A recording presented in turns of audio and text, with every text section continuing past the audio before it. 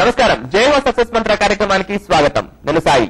యోగాతో శారీరక ఆరోగ్యాన్ని కాపాడుకోవచ్చు, మానసికంగా దృఢంగా ఉండవచ్చు, సమస్యల్లో ఇరుక్కోకుండా సహనంతో సంయమనంతో వ్యవహరించవచ్చు. కోపతాపాలను అదుపు చేసుకోలేకపోవడం వల్ల అనేక అనర్థాలు జరుగుతాయి. యోగా ద్వారా కోపాన్ని అదుపులో ఉంచుకొని లక్ష్య సాధన దిశగా ఆలోచనతో అడుగులు వేయవచ్చు. అదిలాగా చెప్పడానికి ఈ రోజు మన స్టూడియోలో మనతో పాటు యోగా గురువు ఇస్మాయిల్ గారు ఉన్నారు. అదేవిధంగా సివిఎస్ఆర్ కాలేజ్ స్టూడెంట్స్ కూడా మనతో పాటు ఉన్నారు. వారి డౌట్స్ కి ఇస్మాయిల్ గారు క్లారిఫై చేస్తారు. సార్, ముందుగా ఇస్మాయిల్ గారు, మన రొటీన్ లైఫ్ లో యోగా అనేది ఎంతవరకు అవసరం? ఒకప్పుడు సమస్యలు అనేవి తక్కువగా ఉండేవి. ఈ రోజు ప్రపంచంలోకి మనం వెళ్ళాలి అనే ఉద్దేశంతో ప్రతి ఒక్క మానవుడు విపరీతంగా పరిగెడుతున్నాడు. స్పీడ్ యుగం. ఇటువంటి స్పీడ్ యుగంలో అటువంటి స్పీడ్ కి తగినట్టుగా శక్తి నిల్వలు శరీరంలో కావాలి. విద్యార్థులకు చదువు విషయంలో కావచ్చు, వ్యాపారస్తులకు వ్యాపార విషయంలో కావచ్చు, కుటుంబాలకు ఆ కుటుంబాన్ని ముందుకు తీసుకెళ్లడంలో కావచ్చు. కానీ ఒక భారంగా కష్టంగా ముందుకు తీసుకెళ్తున్నారు, దాంతో బాగా పరిగెడుతున్నారు. అటువంటిప్పుడు బయటికి శక్తి ఎక్కువగా ఖర్చు అవుతుందండి.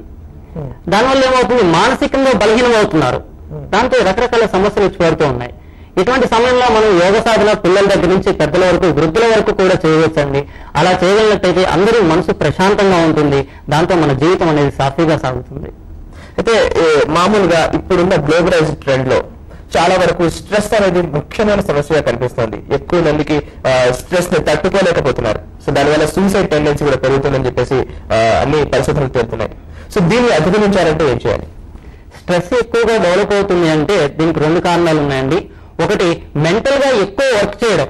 అంటే ఫిజికల్ బాడీకి ఎటువంటి వర్క్ ఇవ్వకుండా మెంటల్ గా, మానసికంగా ముందు కంప్యూటర్ సిస్టమ్ ముందు కూర్చోవడం, ఎక్కువ సమయం చదువుకోవడం, ఎక్కువ చేయడం, మానసిక శక్తి ఎక్కువ ఖర్చు పెడుతూ ఉన్నప్పుడు ఆ శక్తి విలువలు మొత్తం మానసికంగా ఖర్చు అవుతూ ఉంటాయి.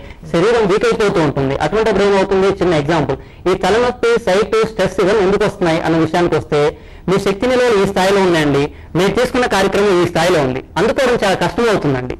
అటువంటిప్పుడు ఏమవుతుంది, మీరు ప్రయత్నం చేసి అందుకోవడానికి ప్రయత్నం చేస్తారు, శరీరంలో శక్తి నిల్వలు తగ్గిపోగానే వెంటనే తలనొప్పి వస్తుంది.